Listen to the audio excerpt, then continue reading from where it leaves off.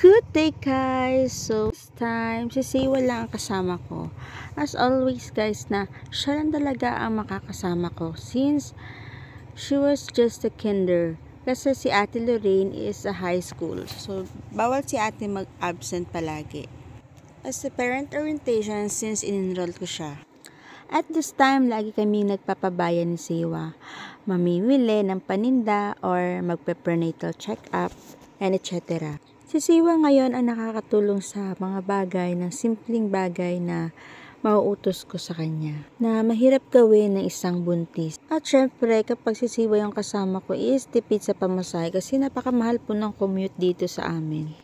At yan talaga ang na-miss ko sa Manila na pwede kang mag-jeep, 8 pesos lang pwede na. Dito talagang laging arkila po ang commute dito. At dito sa Platso Pizza, dito talaga kami tumatambay ni Siwa para magpalamig. Lalo na kapag may inaantay kami or nagsisignal kami. Kasi talagang ang pagpapabayan ay talagang kailangan is sulit na talaga kasi yun nga sa pamasahe, malaki ang pamasahe dito tapos napakalayo and takes time and pagod. Kaya buti na lang talaga nag-improve na rin ang Rojas, may ganito ng place.